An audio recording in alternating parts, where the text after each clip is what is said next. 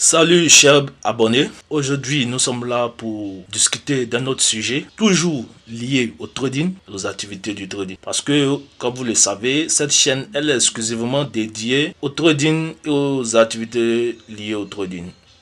Donc, merci de bien vous installer et nous allons rentrer dans le vif du sujet. Alors, tout récemment, j'ai eu pas mal de personnes qui m'ont contacté pour que je fasse la gestion de leur compte. Eh bien, j'ai accepté cela parce que, en plus de mes propres comptes, j'ai aussi des comptes de certains particuliers. Et donc, j'ai eu l'aimabilité d'accepter cela. Mais, je vais vous dire pourquoi je fais cette vidéo. D'accord? D'ici la fin de cette vidéo, vous saurez pourquoi est-ce que je suis en train de faire cette vidéo. Alors, regardez là. Quand vous voyez ce chat, qu'est-ce que vous remarquez? Actuellement, nous sommes sur le jour. Ok? Le time frame jour. C'est-à-dire l'unité de temps jour. Eh bien, vous voyez que depuis le 26 juin là, je vais prendre... Ah ouais, j'ai oublié un truc, excusez-moi. Voilà. Donc, vous constatez que depuis... parce que le 25 juin, c'était la dernière bougie montante. Ok, la dernière bougie haussière, c'était le 26 juin. Et depuis ce jour-là, qu'est-ce que le marché a fait? Le marché a décliné. Le marché a continué d'aller où? Aller en bas, c'est-à-dire en tendance baissière. Et donc, regardez ce qui se passe. Vous-même voyez. Vous-même voyez. Je ne vais pas parler, je vais juste mettre des signes. Et vous-même, vous allez me dire après, qu'est-ce qui représente ces signes-là? Enfin, ces signes représentent quoi? D'accord? Nous avons un là, nous avons un autre ici. Je ne vais pas vous compliquer la vie, parce que ici encore, il n'y a pas, mais bon, je vais laisser ça comme ça. Voilà, ce que vous connaissez, on va s'arrêter sur ça seulement. Est-ce que vous voyez? Donc, depuis le 26 juin, où il y a ce trait-là, ce trait vertical, le marché a commencé à descendre. Et à chaque fois qu'il trouve un fair value gap, ok, ça ce sont des fair value gap, ce que je viens de vous montrer. À chaque fois qu'il vient dans un fair value gap, il descend encore plus agressivement. Ok? Et quand il descend plus agressivement, qu'est-ce qu'il fait? Il casse des lots. Ici, il a cassé ce lot. Est-ce que vous voyez? Il casse des lots. Au fur et à mesure, il casse des lots. Il rentre dans un fair value gap et il vient casser un lot. Regardez. Il a cassé ce lot là, ici comme ça. Donc, il est rentré dans ce fair value gap. Et qu'est-ce qu'il a fait? Il a cassé ce lot. Voilà, comme vous le constatez. Il a pris ce lot là. Il est revenu encore dans ce fair value gap là. Ok? Il est descendu. Et il a fait quoi? Il a cassé ce lot là. Et même pas ce lot seulement, mais il a cassé encore quoi? Ce lot qui est là. Donc, il fait quoi? Il casse plusieurs lots. Donc, le marché peut casser soit un lot ou plusieurs lots. On est d'accord? Voilà. Donc, il y a ce lot là et il y a l'autre lot ici. Donc, je rappelle que je suis sur l'intervalle du jour. Ok? L'intervalle du jour, c'est-à-dire chaque bougie représente 24 heures. Chaque bougie se forme en 24 heures. Et oui. 24 heures. Pour ceux qui sont nouveaux, qui ne savent pas, bienvenue. Est-ce que vous voyez? Ici, il est venu dans ce fair value gap. Ok, qu'est-ce qu'il a fait? Quand il est venu dans ce fair value gap, il a fait quoi? Il vient dans ce fair value gap là, casse ce lot là. Est-ce que vous voyez? Prends ce lot. Ainsi de suite. Vous voyez que là aussi, il y a un autre fair value gap. Alors, c'est là que je vais attirer votre attention. Est-ce que vous voyez? C'est là que je vais attirer votre attention. Vous voyez que à chaque fois qu'il casse un lot, comme par exemple ici, il fait quoi? Il fait un retracement. Est-ce que vous voyez? Il vient, il casse un lot, il fait un retracement. Ici, pareil, il a cassé ce lot-là, ok, mais il n'a pas attendu de se fermer en bas. Il s'est fermé au-dessus et il est remonté. Donc, ce fair value gap et il est descendu. Mais vous voyez que là, puisqu'il y a un fair value gap, mais d'abord, j'avais prédit cela, ok. Pour ceux qui me suivent dans mon groupe WhatsApp, ok, ici, j'ai dit quoi? Que le marché, il va faire quoi? Le marché, s'il vient là, dans ce fair value gap, ok, en fait, il vient dans ce fair value gap pour attaquer ce lot ici. Est-ce que vous voyez? Il vient dans ce fair value gap pour attaquer ce lot ici. Donc, je dis quoi? Que normalement, il doit monter. Je ne veux pas le voir, ok, fermé au-dessus même de ce trait, de ce trait en pointillé, c'est-à-dire le milieu du fair value gap. Je ne veux pas le voir même atteindre ça. Moi, je veux juste qu'il atteigne la partie inférieure du fair value gap. Et qu'est-ce qui va se passer? Il va sell off. Il va attaquer les sell sides qui sont ici. Mais malheureusement, ce n'a pas été le cas. Est-ce que vous voyez?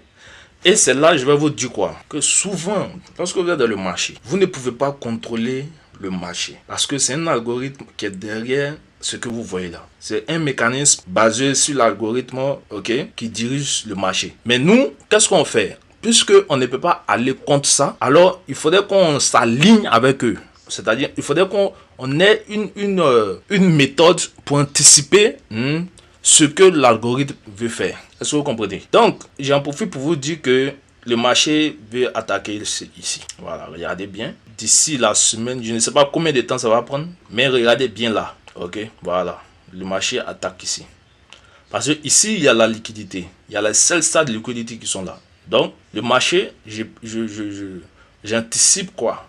Que le marché viendra là. Ok? Donc, puisque je suis sur le jour, je vais me rendre sur les plus petites unités de temps, par exemple 1 heure, 15 minutes, 5 minutes, ok, pour trouver donc, comment on appelle, des setups qui seront en concordance avec le bias du jour, qui vont me permettre d'arriver ici, de terminer ma course là. Mais moi, je ne traite pas l'index du dollar. Je le prends comme une mesure, ok, comme une balance. Voilà. Lorsque le dollar est en train de chuter, vous allez voir que les autres paires, comme l'euro contre le dollar, le livre sterling contre le dollar, le dollar australien contre le dollar américain, vous allez voir que toutes ces paires montent. On va voir ça tout à l'heure. Lorsque le dollar descend, et vice versa, quand le dollar monte, toutes ces paires descendent. Donc, c'est pareil aussi pour l'or. Mais qu'est-ce qui s'est passé? Il s'est passé récemment lors d'une annonce, je ne peux oublier le jour, que le dollar et l'or allaient de la même direction. Et quand c'est comme ça, on peut dire que c'est un peu dangereux, vous voyez. C'est un peu comme quelque chose d'anormal, quoi. Est-ce que vous comprenez? Donc, lors de cette news, le dollar et l'or allaient dans la même direction. Et vous savez que j'aime beaucoup trop de l'or. Mais, bien avant ça, il y a les challenges. Vous connaissez les propres femmes. Voilà. Donc, je gérais le compte de l'un de mes investisseurs. Et puisque je gère plusieurs comptes en plus de moi-même mes propres comptes. Voilà. Donc, sa phase, il fallait que je valide d'abord ces deux phases. Ce fut le cas pour la première phase. Et pour la première phase, compte tenu du nombre de comptes et aussi les opportunités dans le marché, bon, j'ai pris près de 4 semaines pour valider sa première phase. Et voilà que sur la deuxième phase, j'ai pas voulu trop m'attarder là-dessus. J'ai voulu être un peu agressif. Est-ce que vous voyez? Mais tout en respectant, ok, ma stratégie, mes règles et tout. Mais vous savez que on ne contrôle pas le marché. Voilà. On ne peut que se contrôler soi-même. Donc, ne voulant pas faire attendre mon client, j'ai voulu être un peu agressif. Et donc, du coup, après avoir validé sa première phase, j'étais d'abord sur sa deuxième phase. Et cette deuxième phase, c'est-à-dire j'avais déjà écoulé une semaine. J'avais pas fait de profit et c'est après, à la deuxième semaine, que j'avais commencé à trader réellement parce que j'attendais toujours ce jour de l'annonce là. Voilà. Lorsqu'il y a les jours de l'annonce, il faut vraiment, comment dirais-je, il faut faire un peu attention. Voilà. Souvent, il ne faut pas trader, attends juste après. Donc, c'est ce que je faisais, j'attendais. Et ce jour, qu'est-ce qui s'est passé? Je constate que le dollar et l'or vont dans la même direction. Bon, je n'ai pas compris. Qu'est-ce qui m'arrive? Ou bien, je rêve ou quoi? Qu'est-ce qui se passe? Eh bien, je vois que les deux allaient de la même direction. Donc, j'ai pris une position, j'ai fermé, puisque je voyais que ça descendait. Si vous connaissez les propres femmes, il y a des montants journaliers, des pourcentages journaliers à ne pas dépasser par jour. Donc, qu'est-ce que je fais? Lorsque j'ai pris une position, ok, parce que j'étais sûr, le bias me disait quoi? C'est-à-dire mon système me disait que voilà où le marché s'en va. Ok? Donc, c'est pareil ici. Le marché est là dans ce fair value gap. Est-ce que vous voyez? Il est arrivé là. Normalement, il doit descendre pour venir ici. Mais il ne se fait pas subitement. Il y a des jours, ok, il y a des jours, vous allez comprendre pourquoi j'ai dit qu'on ne peut pas contrôler le marché. Et effectivement, il y a des jours où vous allez voir que arrivé là et bim, il chute. Mais ce jour-là, qu'est-ce qu'il a fait? Il est allé jusque là, jusqu'à la partie supérieure du fair value gap là. Et regardez, c'est le lendemain, c'est-à-dire les jours qui ont suivi, les jours d'après, qu'il est venu casser là. Alors, moi, étant dans mon trade, lorsque le prix arrive là, je prends une position, je vois qu'il s'en va un cocotte-moi, je coupe. Je ferme cette position pour ne pas atteindre le quota maximum de la journée. Mais si c'était moi-même, si c'était mon propre compte, comment dirais-je, sur le broker, j'aurais laissé. Est-ce que vous voyez? J'aurais laissé parce que tout ça, je peux me permettre de laisser le trade. Même si je prends un trade ici, ok? Et voici une chose aussi qu'il faut noter. Lorsque il y a des, vous savez, il y a des types de setups. Il y a des setups qui ont des probabilités élevées. Il y a des setups qui ont des probabilités moyennes et il y a des setups qui ont des probabilités petites. Ok? Et qu'est-ce que vous pouvez faire? C'est le trading. Il y a ce qu'on appelle le leverage. Ok, donc quand vous voyez un setup avec la probabilité élevée, qu'est-ce que vous faites? Vous pouvez miser jusqu'à la moitié de votre compte parce que vous savez que votre setup va à une probabilité élevée. Voilà. Mais vous ne savez pas aussi que le marché veut vous créer quelques ennuis là pour que vous sortez de votre position et maintenant après il va dans votre direction. Donc ici j'avais déjà calculé ça que il vient dans ce fair value gap et il attaque ici ensuite. Ok. Donc mon anticipation c'était que ils viennent ici, ils rejettent et bim, ils sautent. Donc je vous ai dit que je ne traite pas ça. Je vais vous montrer tout à l'heure sur l'or. Donc, dans mon cas, si l'or est ici, alors je prends ma position parce que je me dis quoi? Immédiatement là, il doit sauter pour venir ici. Et donc, je prends une position un peu grande. Est-ce que vous voyez? Mais cette position-là me trahit parce que, comme je vous l'ai dit, si votre setup, la probabilité est élevée, alors vous pouvez miser un peu plus. Lorsque la probabilité est moyenne, vous misez moins. Et lorsque elle est petite, vous ne misez pas beaucoup. Voilà. Donc, moi, dans ce cas-là, mais vous voyez que là, il a atteint la cible. Vous voyez qu'il a atteint la cible. Il a atteint la cible. Vous voyez ici, il a atteint la cible. Et on vient là. Donc, c'est pour vous dire tout simplement que dans le trading, on ne contrôle pas le marché. On ne contrôle pas le marché, c'est pourquoi il faut utiliser un risk management. Ok. Moi, ça me fait du tort pour lui parce que c'est une connaissance et qui a investi, qui a cru en moi. Et malheureusement, son compte n'a pas apporté de fruits. On a passé la première phase, mais la deuxième phase a été un échec. Oui, un compte de 100K, c'était un échec. Mais cela ne veut pas dire que nous devons nous arrêter là. Non, parce que même les grandes firmes, les grands hedge funds, que ce soit américains, suisses, angleterre, voilà, eux aussi, ils font souvent de larges pertes, mais cela ne les empêche pas de continuer l'activité. Donc, si parmi vous, certains ont perdu des comptes, il faut retourner là où vous avez mal travaillé, ok? Vous prenez note de ce que vous avez fait, qu'est-ce qui n'a pas marché, qu'est-ce que vous n'avez pas bien fait et vous corrigez cela pour les prochaines fois. On est d'accord? Bien. Donc, voici un peu. Donc, vous voyez que ça là, je ne viens pas de mettre tout ça. Hein. Tout ça, c'était là avant. Pour vous dire que c'est mon chat qui est là. C'est sur ça que je travaille. Voilà. Vous voyez? Par contre, là, l'autre là, le dollar, vous voyez que c'est tout à l'heure que je viens de mettre parce que là-bas, je ne traite pas ça. Voilà, je ne traite pas ça. Je l'utilise juste pour les références. Donc, vous voyez le même fair value gap qu'on a vu là-bas pour comment dirais-je, pour le dollar. Voici le même fair value gap qu'on a pour l'or ici. Est-ce que vous voyez? Donc, lorsqu'on arrive là, moi, je prends ma position. Normalement, comme il est bullish, il doit faire quoi? Il doit remonter. Et vous voyez qu'il ne fait pas cela le même jour, mais il fait cela 2 jours après. En temps, ma cible, c'était là. Est-ce que vous voyez? Ma cible, c'était ici. Je savais qu'il allait arriver là. C'est-à-dire, il vient dans ce fair value gap là et il vient ici. Est-ce que vous voyez? Alors, comme je vous l'ai dit, voici la différence entre lorsque tu as ton propre compte sur un broker et tu as un compte des compagnies qui financent. Parce qu'avec ton propre compte sur un broker, ça, tu peux te permettre cela. Ok? Tu prends une position ici, tu prends un lot de 10. Tu peux te permettre que le marché descend jusqu'ici. Parce que tu sais et tu as foi en ton système que il va remonter et il va attaquer là.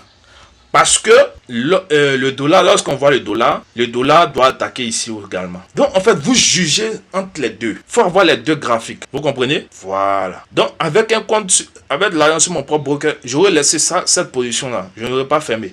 Parce que c'est en ouvrant et en fermant plusieurs positions que j'ai dû atteindre le maximum drawdown. Est-ce que vous comprenez le maximum drawdown? Par contre, si c'est de l'argent sur ton propre broker, bah, tu n'as pas de limite. Bien sûr qu'il faut trader il faut trader, comment dirais-je?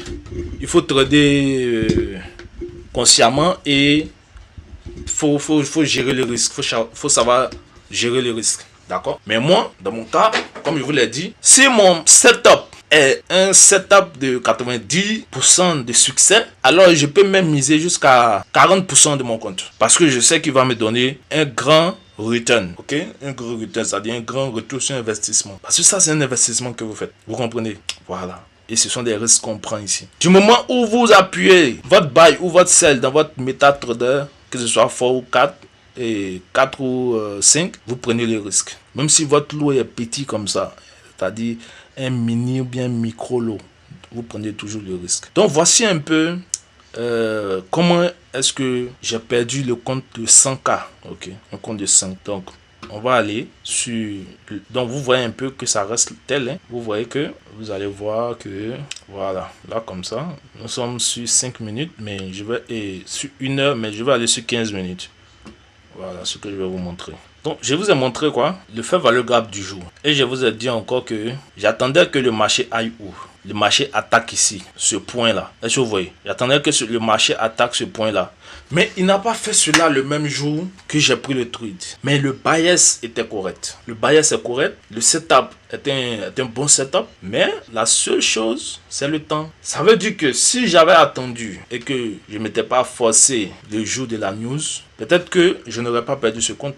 D'accord. Parce que les données statistiques de cette news-là devaient normalement envoyer l'or en haut. Mais vous savez qu'il y a tellement de manipulations ces temps-ci. Parce qu'il y a des guerres un peu partout. Donc l'or est très fragile. Il faut dire que l'or et le dollar américain actuellement, si vous regardez le Moyen-Orient, qui ne veulent plus prendre l'or et, le dollar, comme une monnaie de commerce international, il veut sortir de ce système-là.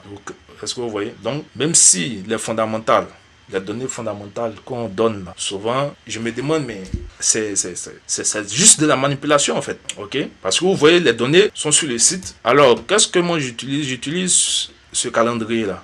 Voilà, forestfactory.com. C'est ce site-là que moi j'utilise pour les annonces. Donc, lorsque l'annonce peut être mauvaise pour le dollar et vous voyez que le dollar monte, alors que normalement le dollar doit descendre. Donc, vous voyez un peu, c'est tout ça en fait combiné. C'est comme vous êtes en train de préparer une sauce, ok? Vous allez prendre les légumes, vous allez découper ceci, vous allez écraser cela, vous allez tout mettre ensemble et puis ça va donner une sauce qui aura du goût.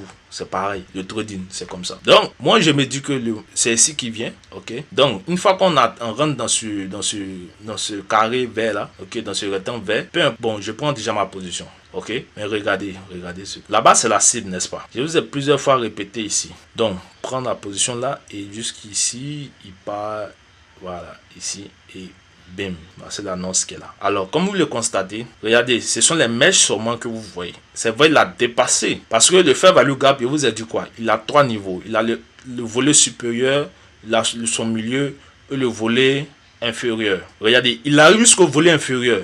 Mais regardez les corps des bougies. Regardez les corps des bougies. Est-ce que les bougies là, elles se ferment à côté, en dessous, ou bien elles restent dans le rectangle? Regardez bien le corps des bougies.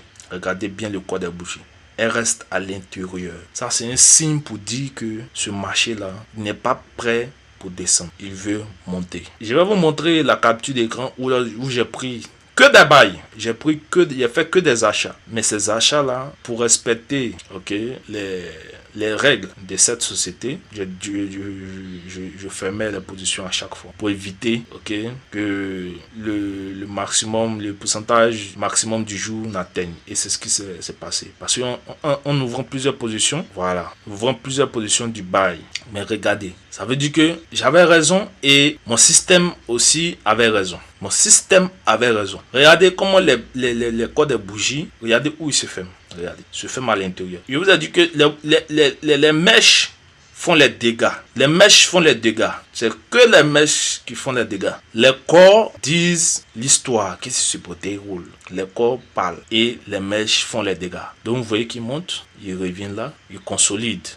C'est terminé pour ce jour-là. Et overnight, c'est-à-dire tout le matin, déjà avec 3h, 4h, ou même on ne s'entend même pas à cela. Ok, voilà, parce qu'ils sont très forts là-dedans. Souvent, lorsque tu ne t'attends pas vraiment à ça, et c'est là qu'ils bougent. Ok, donc, matin, train de bonne heure, qu'est-ce que le marché? Il chute. Boum. Il fait quoi? Shift in market structure ici. Ok, est-ce que vous voyez shift in market structure?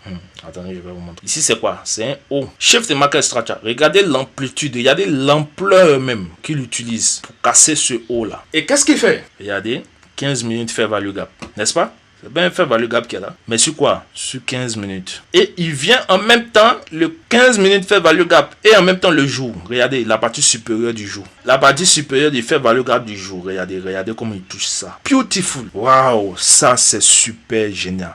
En fait, c'est beau à voir. Regardez.